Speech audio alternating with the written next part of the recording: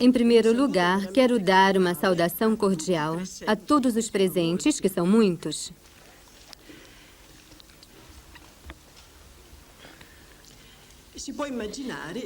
Imagino que a maioria dos que vieram conhece o movimento dos focolares, que é o promotor desta manifestação. Todavia, soube que hoje também estão entre nós pessoas que ainda não conhecem o movimento e que vieram justamente para ter um primeiro contato e saber do que se trata. Eu gostaria de dedicar de modo especial a essas 100 ou 200 pessoas, sem excluir as demais, esta minha conversação. Muitas vezes podemos fazer esta constatação.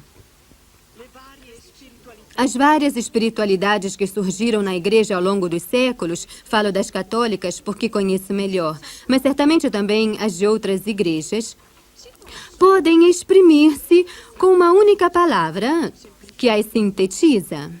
Por exemplo, podemos dizer que para a espiritualidade franciscana é a pobreza, embora não exprima tudo.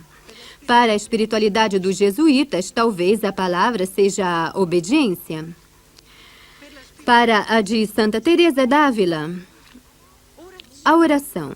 Portanto, com uma palavra se pode exprimir uma espiritualidade, uma corrente espiritual na igreja. Ora, sem nos compararmos com os santos, que seria impossível, podemos exprimir realmente a nossa espiritualidade, a do movimento dos focolares, com uma palavra: unidade.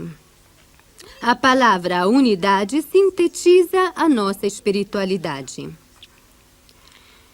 E a este propósito, temos que esclarecer uma coisa. Quem é que faz a unidade? A unidade é feita de modo essencial e verdadeiro por Deus, unicamente por Deus. A unidade é uma coisa grande demais. A unidade é o ideal de Jesus. Ele veio à Terra para realizar a unidade de todos os homens com o Pai, através dele, e a unidade entre os homens. É o ideal de Jesus, é Ele que constrói a unidade. E a igreja, que continua Cristo com a graça de Deus, também realiza a unidade dos homens com Deus e entre eles. Portanto, a unidade não pode ser feita por nós. A unidade é obra de Deus, é um dom de Deus, uma graça de Deus. E nós, então, o que podemos fazer? Nós podemos corresponder a esta vocação universal de todos os homens à unidade. Podemos fazer tudo o que depende de nós para que a unidade triunfe realmente no mundo. Aliás, é essencial fazer a nossa parte. Mas existem indícios particulares que demonstram que o nosso movimento é mesmo chamado a ajudar os homens a realizar a unidade? É preciso amar, é preciso amar. Então alguém dirá: mas o que é que se deve fazer para amar? Como é o amor cristão? Como é?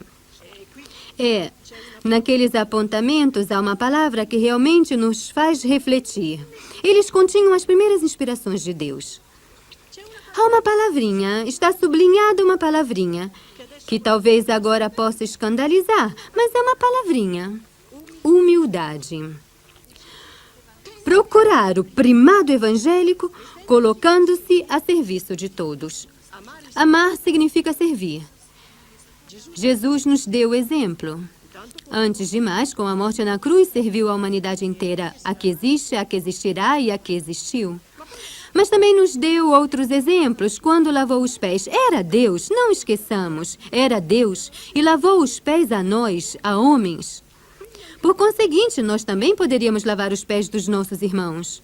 Não poderíamos, devemos. É este o cristianismo, servir todos. ver todos como patrões. Se nós somos servos, os outros são patrões. Servir às ordens. Procurar alcançar o primado evangélico, sim, mas colocando-nos ao serviço de todos. Esta é a segunda ideia que pode revolucionar o mundo, hein? O cristianismo não é uma brincadeira. O cristianismo é uma coisa séria. Não é uma fachada, um pouco de compaixão, de amor, umas esmolas. Ah, não. É fácil dar esmola para ficar com a consciência tranquila e depois criticar este, criticar aquele, mandar, oprimir. É fácil, mas não é isso, não. E ali, naqueles apontamentos, está uma frase que já mencionei ontem quando me encontrei com algumas pessoas do movimento. É uma frase que diz realmente a verdade, porque depois se cumpriu. Diz, se pelo menos um grupo, mesmo pequeno, mesmo reduzido de homens, fossem verdadeiros servos de Cristo no irmão, em breve o mundo seria de Cristo. E vocês podem dizer, é impossível. Mas agora vou tentar explicar que não é impossível. Porque naquela página se diz muito bem o que se deve fazer para servir. O que fazer para servir? Vocês dirão, mas tenho mesmo que lhe dar um casaco se ele não tem nenhum? Tenho mesmo que levar para ele o prato à mesa? Vejam bem, em primeiro lugar, o serviço que Jesus pede não é um serviço assim, aéreo. Não se trata de sentimento de serviço. Porque se vocês estudarem bem o Evangelho, verão que Jesus falava de um serviço concreto, com os músculos, com as pernas, com a cabeça. É mesmo preciso servir e não... Contudo, para servir bem, há duas palavrinhas que são fantásticas e que nunca devemos esquecer. São fazer-se um. Fazer-se um com os outros. Fazer-se um. É fabuloso. O que significam? Em termos modernos, diríamos viver o outro. Ou seja, não vivermos fechados em nós mesmos, mas viver o outro, procurar compreender o outro, os seus sentimentos, procurar levar os seus pesos, procurar compartilhar a sua alegria, fazer-se um. Com os filhos, como fazer? Querem que eu brinque com eles. Brinque. Fazer-se um em tudo, exceto no pecado. Isso não. Fazer-se um. E dirá, quanto tempo perdido ver com ele aquele programa de televisão, que perda de tempo ir dar um passeio. Não é perda de tempo, é tudo amor. Além do mais, é tempo ganho, porque é preciso fazer-se um por amor.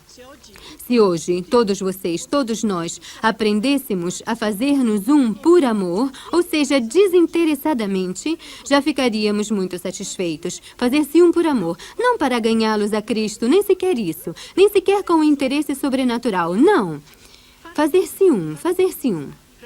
Aliás, constatei que fazendo-nos um com pessoas que talvez não se interessem de Jesus Cristo, fazer-se um, partilhando as suas mágoas, as suas dores, que efeito provoca? Que essas pessoas voltam, porque se sentem livres. E continuamos a fazer-nos um até que este fazer-se um exige a nossa morte, porque não podemos viver para nós mesmos, mas para os outros. Todavia, a nossa morte é a vida de Cristo em nós. Então, se Cristo vive em nós, sobre a nossa morte, todos, pouco a pouco, mais cedo ou mais tarde, são atraídos a Cristo. Porque Jesus disse, quando for elevado da terra, atrairei todos a mim. E por isso, quando nós, revivendo Cristo, formos outro Cristo, quando elevarmos na cruz o nosso eu, isto é, quando anularmos o nosso eu para deixar viver Cristo, pouco a pouco conquistaremos todos. E esta é a grande experiência do movimento dos focolares. Se somos muitos, se já chegamos a 146 nações, que significa quase o mundo inteiro, se estamos presentes mais ou menos por toda a parte, devemos ao amor, devemos ao serviço. É por nos termos feito um sem interesse, sem nenhum interesse, só para amar, só por amor.